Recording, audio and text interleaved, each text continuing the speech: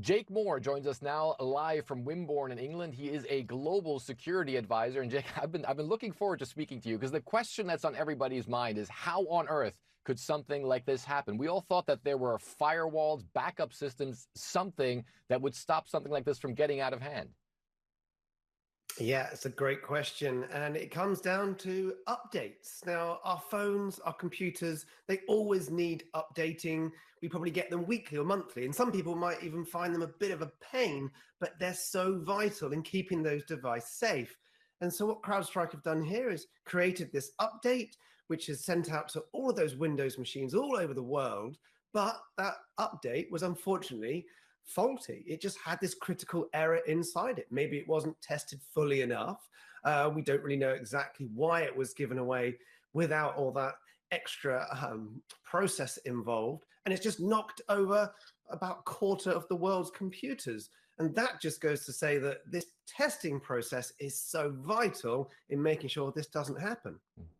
So, do you think that, or does it appear as though CrowdStrike got complacent, CrowdStrike wasn't accurate enough?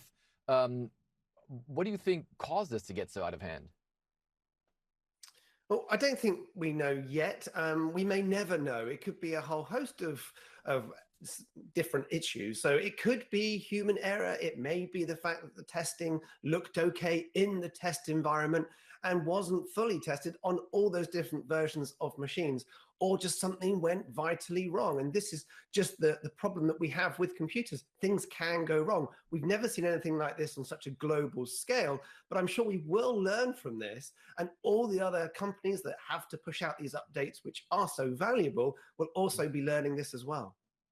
Why do you think it's taking so long to get things back on track? Because you would think that if this was some sort of security update or something, you just send out a new update and everything's fine, right? Yeah, that's it. That would be what would normally happen if the computer is normally running. So, say an update goes out and there was a mistake with it, but the computer still looks normal and opens up in Windows, then you would just get another update sent out, and that would be done instantly, pretty much. The problem here is we've seen computers go to this blue screen of death, which is this critical error, which is what you see on the screen, and it just says it can't work unless it goes into what's called safe mode. And that's a manual process.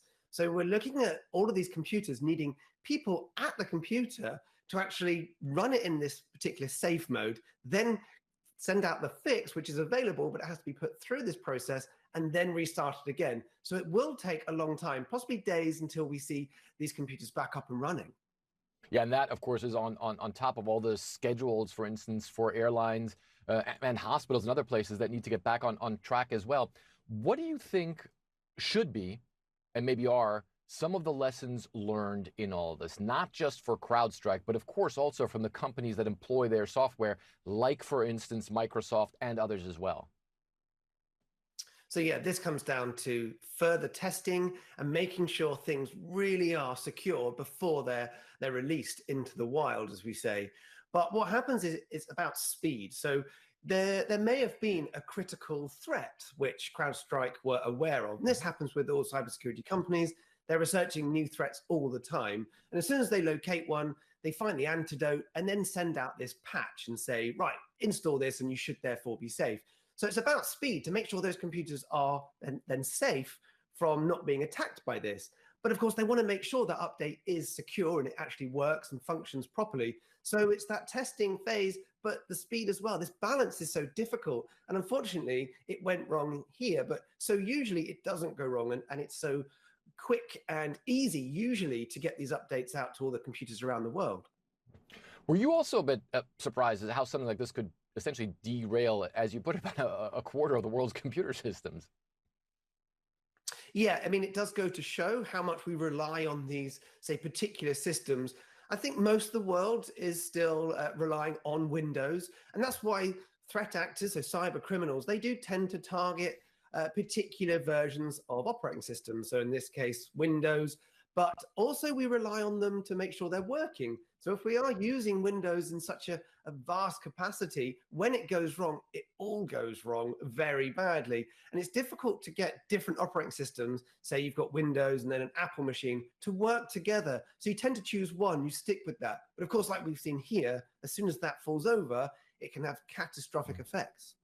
I want to talk to you about something that I think really caused a lot of concern for a lot of consumers, a lot of people really around the world, because our lives are also, of course, becoming more and more digital. Very few of us still actually use cash, at least in parts of the world. We think we can order Mm. everything.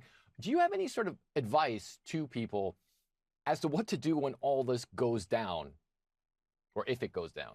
Yeah, I mean, this is tough for me because I'm a real advocate for technology, and I'm trying to say advise people that we are going to be okay with moving into digital currencies and using our phone, Apple Pay, Google Pay, and all these wonderful, easy things that make our lives more efficient.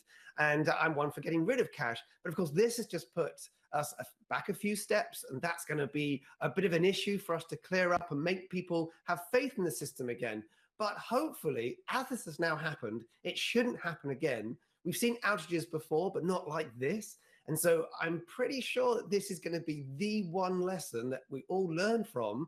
But I think it will take time before people trust it again. But give it a couple of years. I think we are moving in the right direction. This is just one of those big hiccups that is probably inevitable in the world of technology. Yep, a glitch, as they say. Jake Moore, thank you very much. And good.